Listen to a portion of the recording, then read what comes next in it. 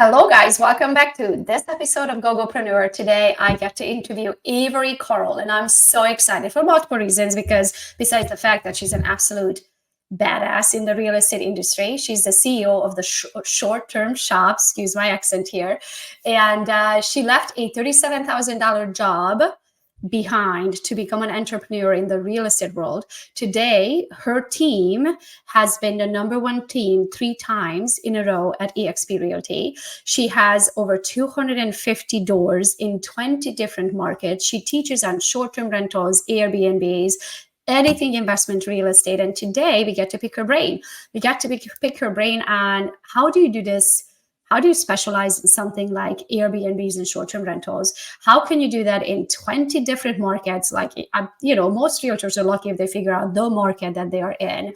And then also how you do that as a woman. And then, what gives you your superpower? So let's figure out who Avery is. How did she get to where she's at? And then learn the lessons that she is sharing with us. Let's get to know her.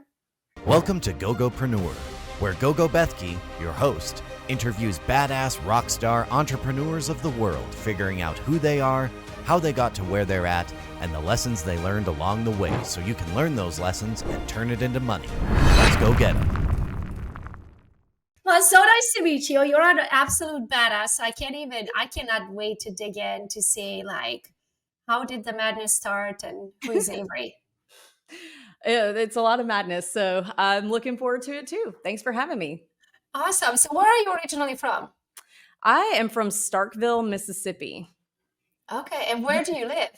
I live in the panhandle of Florida. So Northwest Florida, the 30A area. Oh, I'm a Floridian now too. I saw you're in around Tampa, right? Yeah, a little north of Tampa, but I have a Florida ID. I'm very proud of it. So how did you end up? So today you are the Airbnb queen, right? You have your book, you have your podcast, you have 250 doors, if I remember correctly, reading it, but has, helped yourself and others invest over $3 billion in short-term rentals, Airbnbs. How did you end up, let's back it up a second. Before I ask you, how did you end up specializing in that? Where did you start and when in real estate and why? Okay. So I got my license in 2017. We were living in Nashville at the time. And I wasn't planning on becoming a full-time real estate agent. I got my license so that we were investing in real estate. We were buying our own properties. And so I got my license so I could do our deals. And it just kind of went from there. So only 2017, so only 7 years in the business? Yeah. And then 3 of those 7 years, you had the number one team at eXp? Yes. I would say you're pretty good at what you do. Beginner's luck, maybe. Yeah, you just flew by everyone. So how did you, so you started in Nashville though. How did you end up in Florida? So in a roundabout way. The first property that I ever bought was a single family long-term rental, annual lease in Nashville. And that property, the cash flow from it ended up being about the same as what my paycheck was at my corporate job in the music business in Nashville after all my deductions and things, with a master's degree in the music marketing business. So when we saw that, we said, oh, wow, this house is making as much money as me while we're sleeping, and I have to go to work 8 hours a day and drive an hour and a half each way with Nashville traffic. We need to buy more of these. We need to figure out a way to buy more of these. And so we had just enough money for one more down payment on a single family home. And we said, well, what can we buy that's going to make us the most amount of money the fastest so that we can go buy more faster? And we said, oh, what about short-term rentals? And we knew we didn't want to do that in Nashville because the regulations in Nashville, even back then, were already, and this was before I was licensed. So this was probably 2015. And the regulations were just, Nashville is not very short-term rental friendly, and that has not changed. And so we thought, well, where can we buy something that it's just normal for people to stay in a property that's not a hotel? And where is that? And we just been on vacation to the Smoky Mountains, which is about 3 hours east of Nashville. And we had stayed in a cabin all of our friends that came with us also stayed in cabins that they rented. And we said, well, somebody owns these cabins. Why can't that be us? And again, back then, there were no courses, there were no YouTube channels on Airbnbs and short-term rentals. So we just bought one and we were going to use a property manager, but turns out at the time, the average split that property managers took was 40% of your gross. And we were like, no, wait a minute. We need that 40%. We're going to go buy more properties. We can't do this. So we figured out how to manage them remotely from Nashville. We hired a cleaner, handy person, everything else we did on the Airbnb and Vrbo apps. There weren't cool property management softwares like there are now then, which we can talk about that later too if you want. So we just figured out how to do it. And we said, okay, this is great. It started making money right out of the gate. We ended up over the next 18 months buying another 4 cabins in the Smoky Mountains. And I ended up in Florida. I'm going to jump way ahead. The short-term shop has offices in 20 markets now.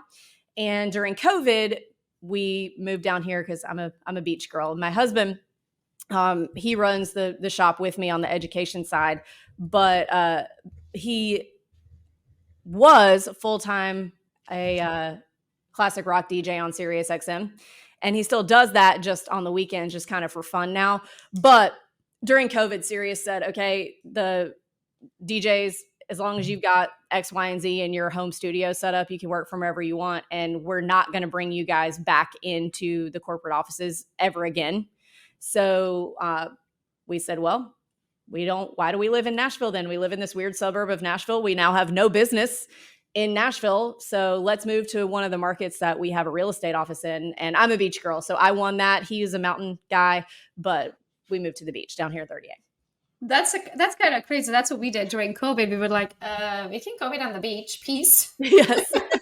So we left Michigan behind, right? And then when we came down here, we were like, we kind of like it. Yeah.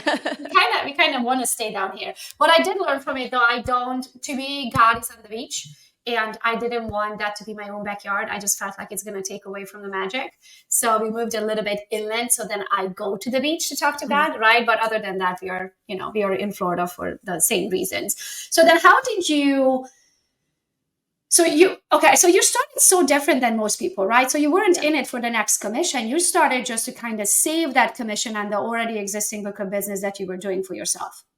Right. So I just wanted to, I was thinking we'd buy 2 or 3 houses a year and that I didn't actually do it for the commission. I did it because my husband is a New Yorker and he's difficult when it comes to interpersonal communication and negotiations. So I was tired of apologizing to agents for my husband's behavior. So I said, I'll get my license so we can cut that out of it. I'll deal with you and I'll get paid to deal with you. So yeah, that's so funny because we built this house that we live in down here in Florida and I was not allowed to have the builder's phone number. Dwayne did not give it to me the whole year that it took us to build the house. I was not allowed to communicate with anyone because he knows I will eat them, right? And so he's like, you're not talking to anybody. I got this. I'll handle it. So I have that, he has the New York side. I have more of the Eastern European block, which is it's the same thing probably, right? I just don't have that cool accent that goes along with it. I have a different kind of accent. So how did you... So you did the long-term rentals out of your 250, or how many doors do you have now? Because I read it from your bio, the 250, that probably changed.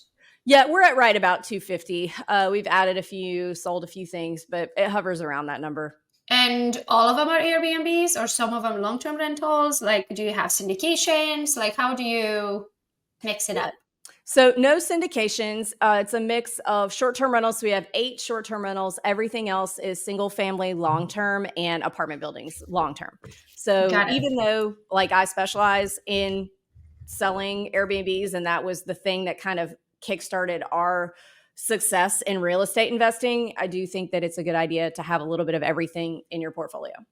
Yeah. So we started backwards. We started with syndications just because I didn't have the time. And I was like, just take the money, give me the tax write-off, and you guys figure it out.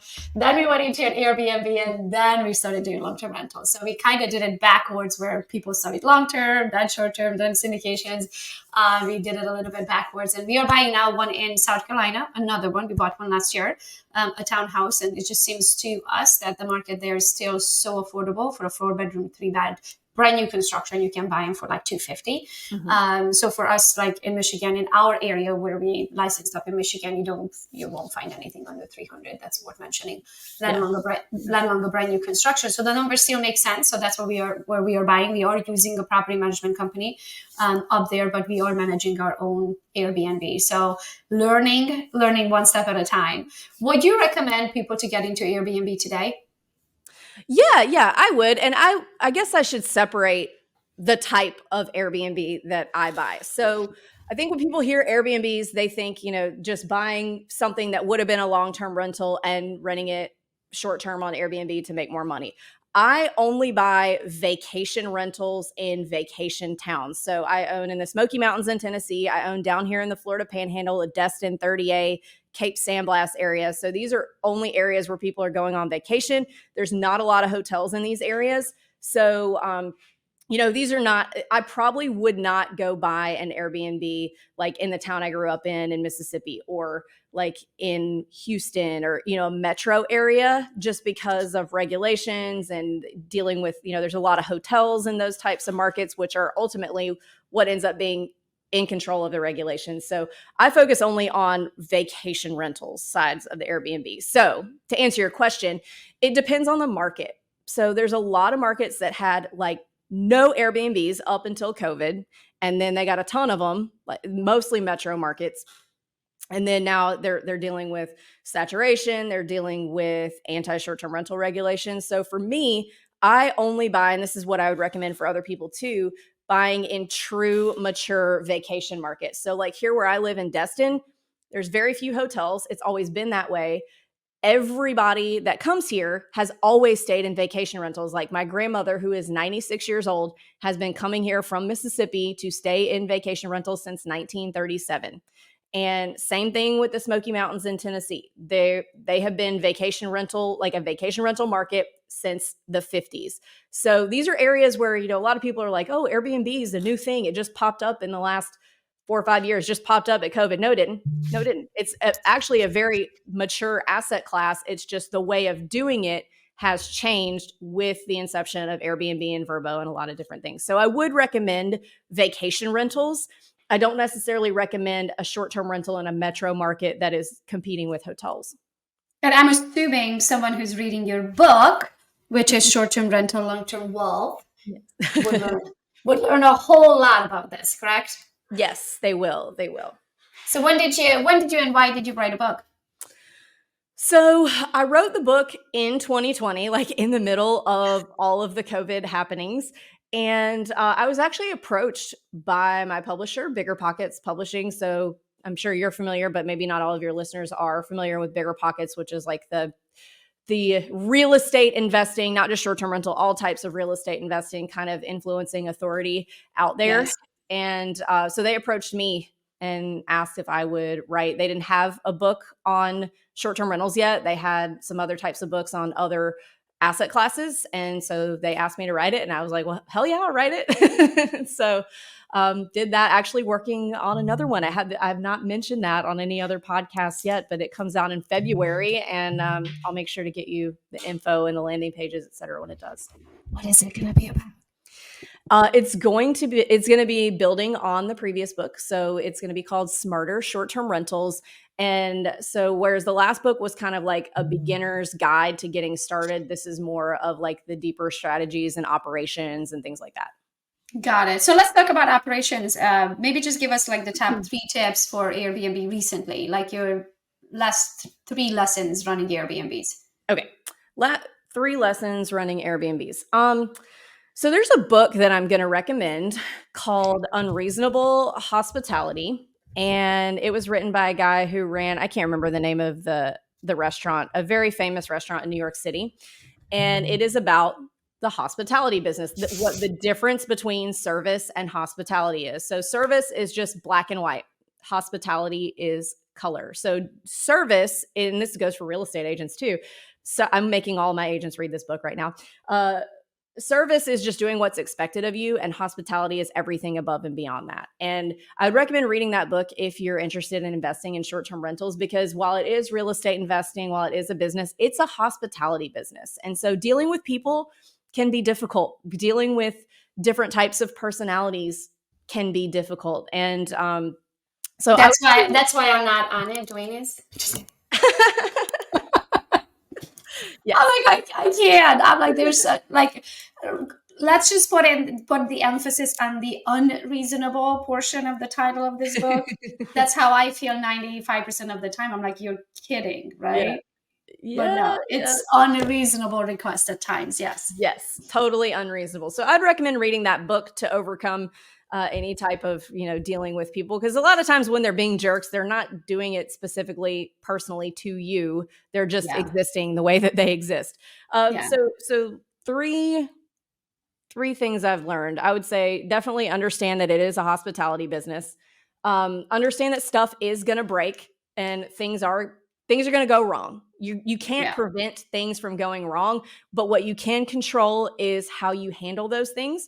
So, if I've seen investors, clients of ours, buyers of ours, that when something goes wrong with their house, instead of let's say, I don't know, there's a leak in a pipe in the ceiling. And instead of making a phone call to a plumber to come fix it, they want to go start, why didn't the seller disclose this? Let's go sue the seller. And it's a lot cheaper to call a plumber and handle the problem than it is to hire an attorney to determine whose fault the problem was. Like, when you own real estate, you just have to fix the problem and not worry about why it happened, whose fault it was. Like, we got to fix it and move on. So that's definitely a big lesson. And if your personality type is not that, then don't invest in real estate. And that's okay. You could do a syndication, you could do other things, but if you're somebody that that's going to be really upset about why,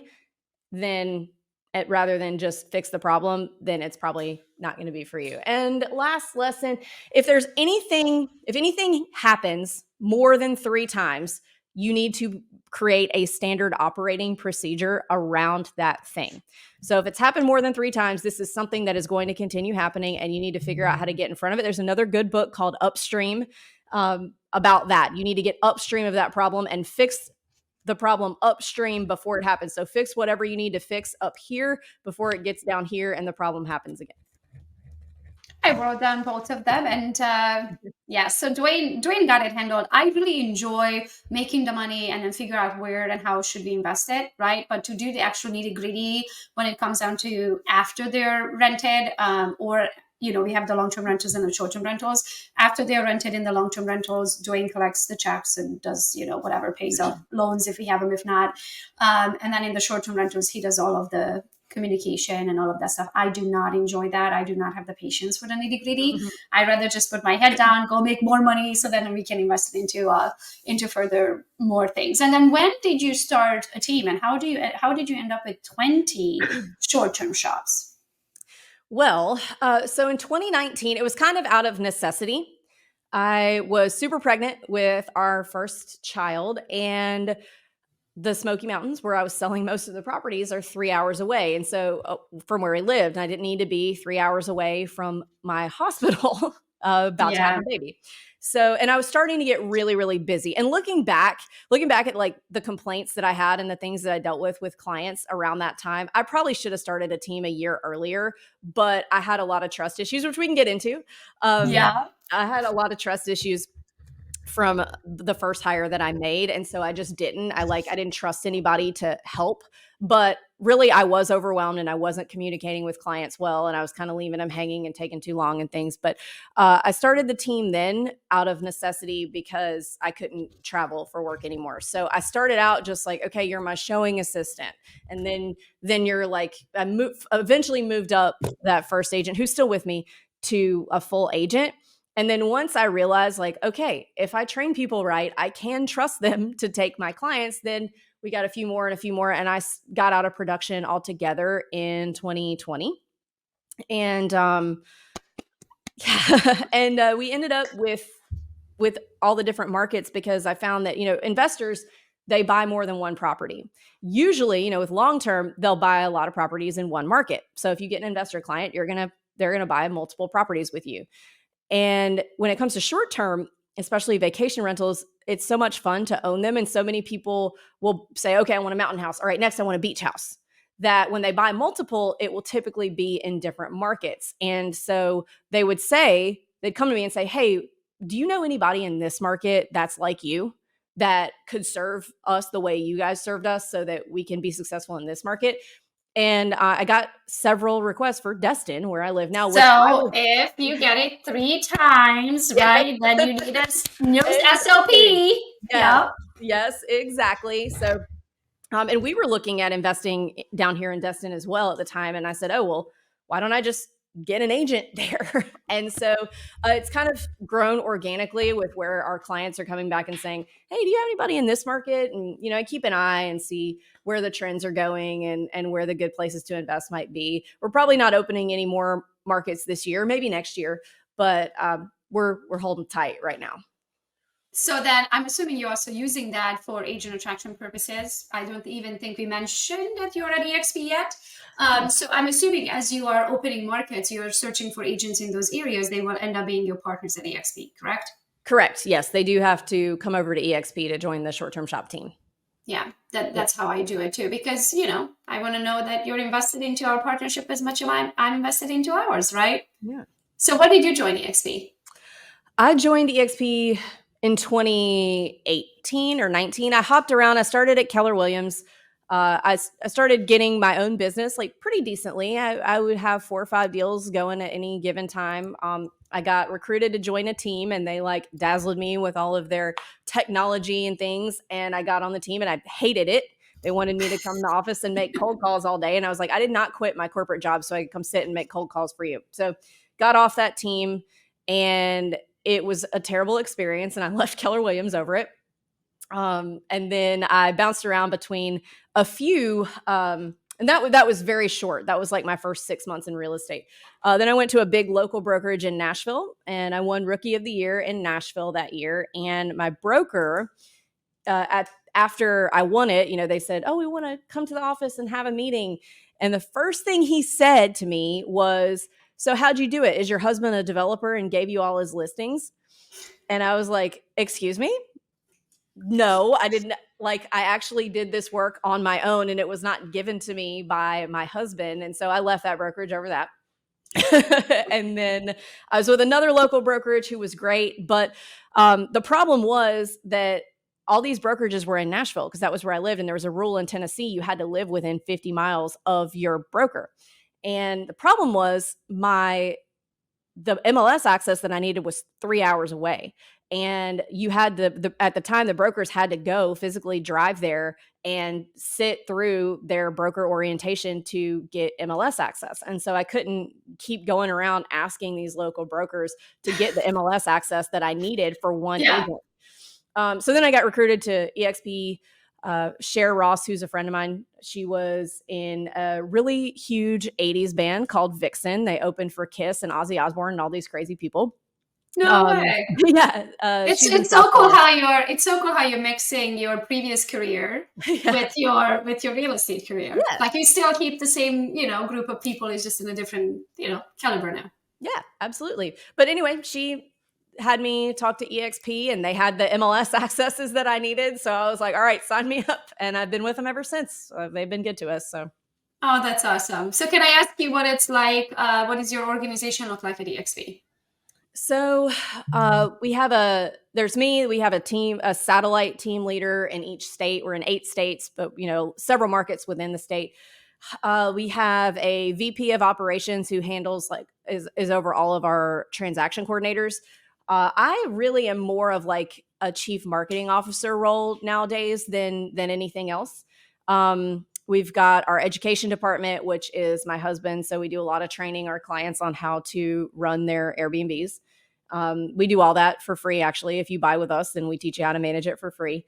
And Who else do we have? And then a lot of VAs, two really, really good ones. That's awesome. Yeah, I couldn't do what I do without my VAs. My gosh. And Christy. I mean, Christy is my COO. She's been with me now for 14 years. Everything that we have built together. So sometimes I joke and say she knows more than I do. And if I ever get hacked, it's the first person they're gonna be knocking at Christy's door, right? Because she has known everything. But I couldn't do what we do here either without help, right? I have a very specific personality, and for everything else, I know I need to hire it out, or I wouldn't be enjoying what I do. Do you enjoy what you do? I do enjoy what I do. And I'm one of those weird people. I really like work. I really like hard work. Yeah. And I also really like school.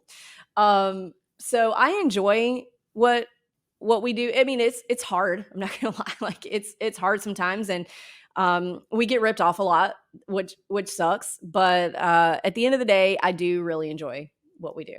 Yeah, I always tell Dwayne, my husband, that I think one of the reasons why most people don't end up getting to a certain level is because it's so stressful.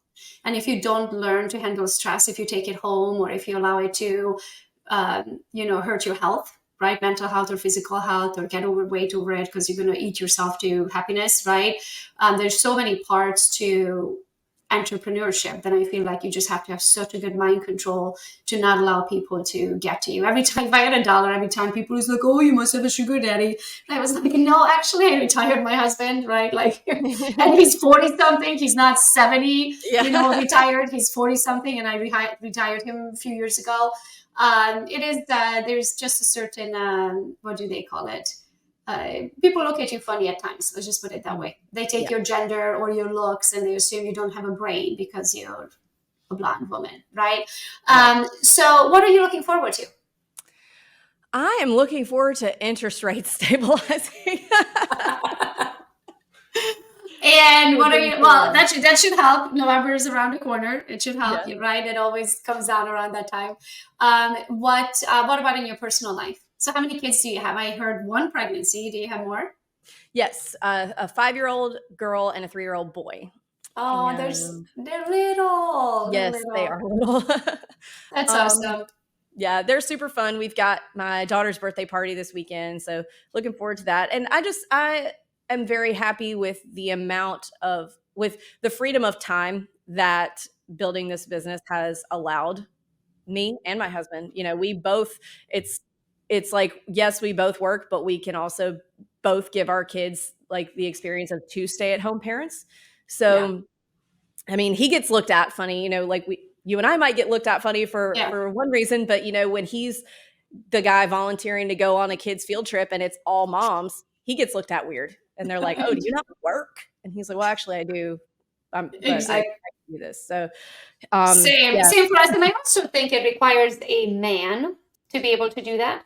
Right? Because I feel like for a little while, and I don't want to put words in my husband's mouth, but maybe for a little while he struggled with his man card until realized that it's okay to, there are downsides to this, but then he can also just go fishing on either of his boats, right?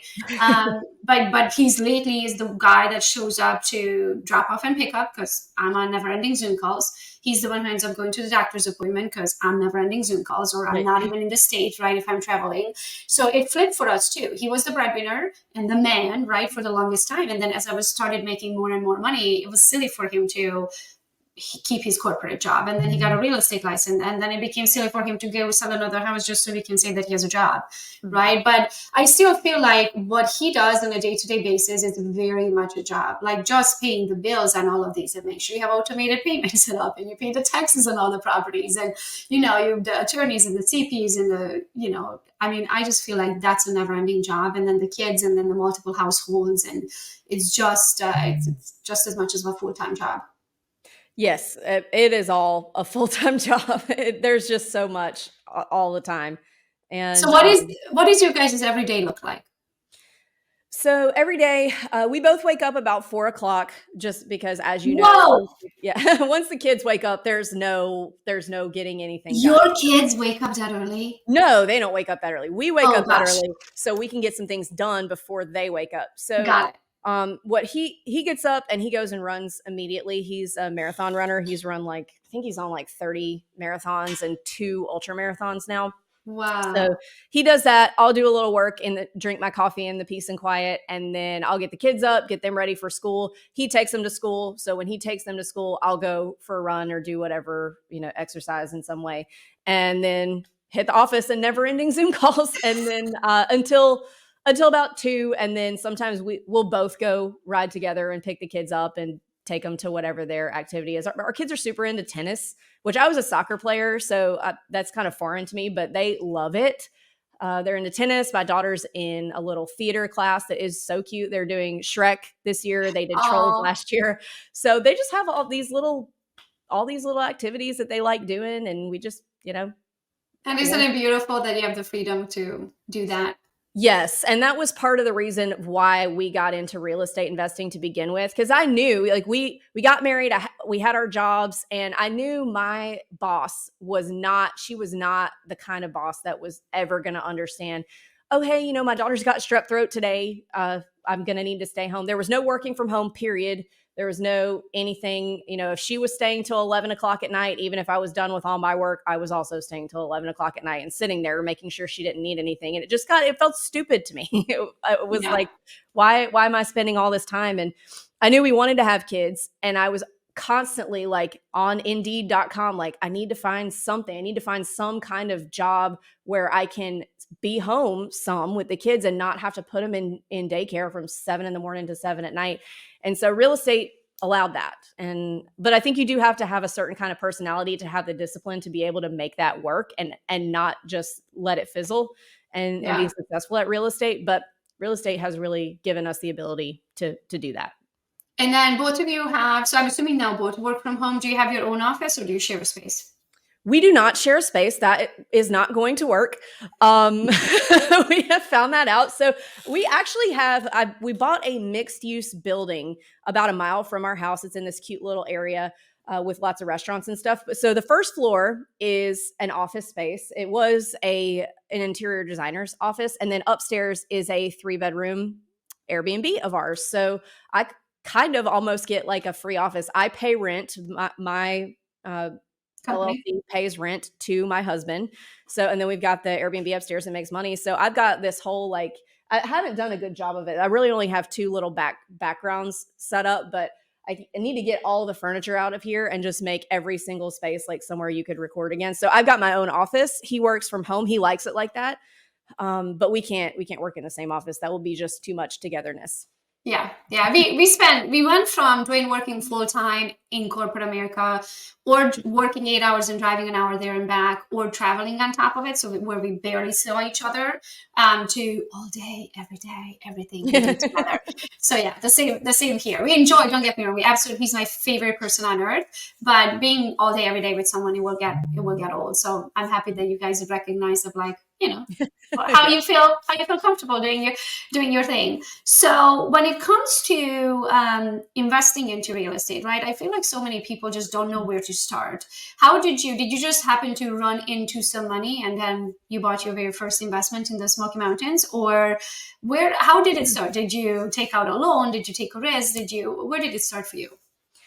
So this is the part that a lot of real estate influencers don't want people to hear, because there's no hack. There's no proven 12-step process. No Staples easy button? Yeah, there is not. So what we did was we had a little bit of money saved up, and what do you call a little bit of money? So we had maybe $5,000 or $6,000 saved up. Okay.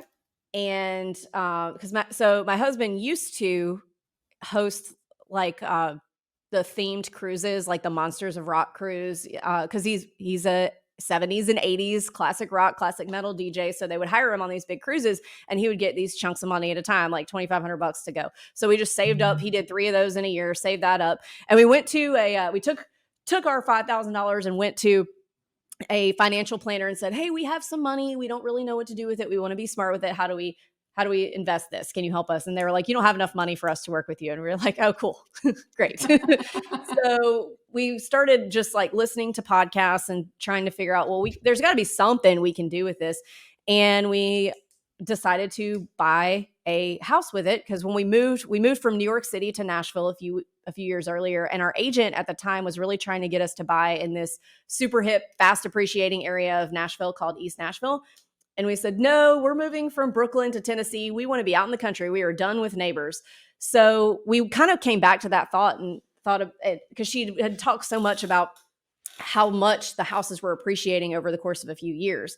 So we said, well, maybe we could buy one of these. And when our future kids go to college, it will have appreciated so much. We can sell it and then just pay for their college. And like, we'll be these geniuses, these personal finance geniuses. We just don't do that. That was not the way to do it. We got lucky that it cash flowed well. But that was how we started. And I put us on a $20 a day budget each to save the rest of that from 5,000 to, I think we needed 15% down payment on a $122,000 house. So whatever that works out to be. Nice. And 17 grand or something like that. Something like that. Yeah. We budgeted just really hard for a year. So 122,000, you said? Yeah. 122. 122. I can't type. Oh my gosh. My nails are so long that I am actually going to an appointment today. I'm so excited. I've never had look at Oh, I'm trying to type on like a sloth, one button at a time, times 15%. So 18,300. So you took your 5,000 and then someone told you through the process of the math that it's not going to cut it. It's not going to cut it. You're going to have to bring 18,300 plus closing costs, right? To the table. And then you said, okay, we're going to save it up. Yep. And we saved it up over about a year. Okay. And then from there, again, the key to scaling a real estate investment portfolio is not spending the money that you make on the real estate on anything other than buying more real estate. So we took the income from that property and kept saving. And then I got my license. So any of my commissions went into that pot to buy the next thing.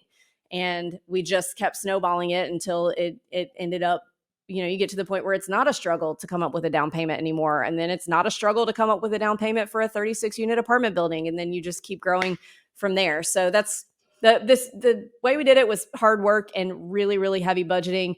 My husband did extra jobs. He built record cabinets and sold them. He drove Uber. Like, we really did everything we could extra to save every little bit for that first house.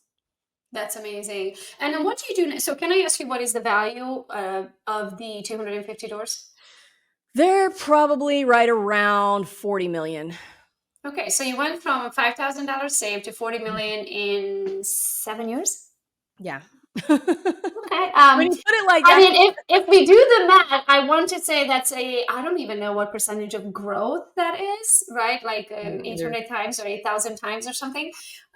So do you ever take out equity out of your properties, or do you really just take whatever you make from each property, put it in a pile, and when you have it, you buy another one? So the second short-term rental that we bought, we did do a home equity line of credit on our primary home. We pulled $20,000 out of that to make that down payment. But other than that, no. And I've seen a lot of investors let me back up. So before I say that, our strategy is buy and hold. And if we buy something that's cash flowing really well, I don't ever want to pull the equity out of it and make it cash flow less. Now, that's not necessarily the right or wrong way to do things. Like, it also makes a lot of sense if you've got a lot of equity in your properties to refinance, pull some of that money out and go scale in other ways. Like, that is also right. It's just a different way of doing things. So for me, I like to leave my equity where it is. Case of a rainy day, they're cash flowing the way I want them to, but it's super common to just tap that equity and go buy other stuff too. So where do you find these properties? Well, what's your favorite? What would be your favorite? 95% of my portfolio has come right off the MLS. Okay. Just right off or has led to off-market sales. So for example, I bought a house in Chattanooga. It was a duplex. And my agent said, oh, I know the guy who owns that duplex. He has 7 other ones on the street. Let me just call and see if he wants to sell those too. And so he did. So a lot of there's probably been only 4 or 5 properties that we've gotten off market. And I know a lot of real estate investors, maybe a lot of agents feel like a lot of real estate investors avoid the MLS, and that's just not true. Like, there are deals on the MLS all the time. At the height of the COVID craziness and the 2% interest rates, I bought a beach house for $800,000 that was listed for $875. It had been on the market for less than a week, and I got a $75,000 discount just because they had terrible pictures, like terrible. It's one row back from the beach. There was not one picture of the view from the windows of the Gulf of Mexico. It was like a weird picture of the garage and some blurry pictures of the inside that were terrible. But I saw that it was built in 2019. So like everybody, everything back then was selling in a day or two. But just because of bad pictures, I was able to get a great deal right off the MLS. So MLS, I love it. I love, high days on market, bad pictures. I like high square footage, but low number of bedrooms, because that typically means there's probably some other spaces that are used as bedrooms, but for some reason are not allowed to be called that on the MLS, whether it's they don't have a closet or septic system or whatever. That on Airbnb is a bedroom, as long as it's an actual bedroom. You can't have people like sleeping in dining rooms and calling it a bedroom. But MLS. So what, are you afraid of work, or do you prefer the property to be in good condition? I love work. I love an ugly property. I love a beat up property that other people don't want. So I've bought turnkey stuff, but all of our best ones really were properties that needed some love. Yeah. So you see, neither of me, I don't have the time or the patience. Dwayne just doesn't want to fix anything. He's like, nope, I'm not it, right? Somebody else's job. Notice he wants to manage a project, right? So by far, all the long-term properties we have bought are brand new construction. So we are going directly to the builder. But recently, they're giving discounts on all of these new construction. So we are kind of getting a good deal on them. We are not, don't get me wrong, of course, I want to break even. But for me, the reasons why we are keep investing is the cost segregation. So I can use it in my taxable income deduction. And if the property pays for itself and it gains equity every year over year, we are happy with that. So we are taking, I guess, the time that we are not willing to invest, right? And the energy to invest is where it's shorter on the monthly return. Right. Mm-hmm. We save a lot in our taxes. We make equity, but not necessarily on the month-to-month income. But I guess I'm not looking for more income. Yeah. I mean, it is not. Don't get me wrong. I work for money, and we always want to make more money, but it's just not if it's work. Well, there's a lot to be said about that too, because I see a lot of new investors who are only focused on the cash flow. And I have made mistakes in my own portfolio by only focusing on the potential cash flow. So like the reason that if you're looking at a market level, the reason why cash flow might be higher or lower in certain markets, let's say it's higher across the board in a certain market, is a lot of times because the real estate in that market is not desirable. So yes, you're going to see higher cash flow, higher cash on cash return, higher cap rates in markets like Memphis, Gary, Indiana, Detroit, those areas. And they're going to be lower across the board in a market like a coastal market, like here, anywhere in Florida is going to be more expensive because it's desirable. The thing that makes cash flow, cash on cash return, and cap rate lower is purchase price. So, back in the day, I was only about cash flow because I did not have any money. And the appreciation is really what makes people wealthy in real estate. Cash flow is great. It can pay your bills, and I was only focused on that. And so we bought an apartment building in a Midwestern town, and we know that the Midwest does not typically appreciate. Why? Because it's just not that desirable. Great people. My husband's Midwestern, nothing against the Midwest, but it's not San Diego. It's not Austin. It doesn't have a lot of growth happening because it's not that desirable. So anyway, we bought there and cash flow looked great. I'm a cash flow investor. I'm a buy and hold investor. That's all I care about, is that it cash flows forever. Well, what happened was over the course of the last 2 years of owning it, the apartment building across the street, the guy who owned that let it completely fall apart. It's been condemned by the city. It's full of drug dealers and crime and all kinds of things. It's making its way over to our building, which is now, we've got crime in our building. We've got people breaking in, punching holes in walls and units we just fixed up that we're having to fix up again. So now finally, we're over it. We're done with the effort. We could stick it out for a few more years and see, but it's just too much. We're over it. We don't have time for this anymore. So now we're selling it for a loss by the time we pay our agents, by the time you add in all of the rehab costs that we've done and redone. We're selling at a loss because we bought in a market that was cash flow only, that there was no appreciation. If we bought somewhere that even had a little bit of appreciation, we'd have a little bit of room. Even with the rehabs we did, it's not like you're adding a whole lot of value, you know, maybe a few $1,000 here and there. So I kind of learned my lesson on the cash flow thing that can go away. Things, outside factors can affect that. And then you're kind of stuck. If you ever need to sell it, you're stuck. You're going to lose money. So cash flow is important, but you want to make sure that you're buying a desirable piece of real estate too. So if anything happens, you don't end up like I did with this apartment building. Yeah, I love it how we, I really learn on my own skin best, right? Like by actually being in the motion of doing something. And so we bought this 3-bedroom, 2-bed last year, and it cash flows. I mean, it pays for itself. Really, where we made the money is we got about $49,000 tax break, right, by the cost segregation.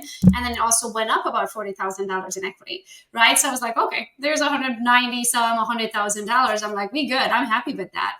But then now this pretty much almost the same complex is 4-bedroom, 3-bed, and it rents for almost $600 more because it has one extra bedroom and one extra bathroom. So now that is definite cash flow, and I'm going to get the cost segregation, and I'm going to get the equity in it, hoping just, it's going to go up in equity just as the other one did as a new construction. So we are learning, everybody's learning and I'm sure that you're never going to make that mistake again, right? This is the whole point of the lessons and going through that lesson is that now next time you're like, okay, let me just look at the area. Let me know what's going on. I might be willing to make a little bit less monthly, but then not have to have the headache of having to sell in a couple of years, potentially at a loss.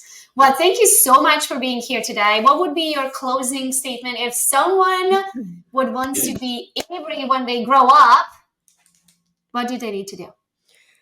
So as a real estate agent, I would say to find your niche, and don't copying someone else's niche is not going to work. So if you heard me on this and you're like, oh yeah, I'm going to go sell I'm going to be the short-term rental person. That's not authentic. You have to find the thing that's authentic to you. That just happened to be what I was doing at the time when I got licensed. And that was where the business came easily. So for you, find that place where the business comes easily to you and focus on that as your niche. How about in personal relationships? In personal relationships, I would, I was going to recommend a book, but then I couldn't remember the whole title.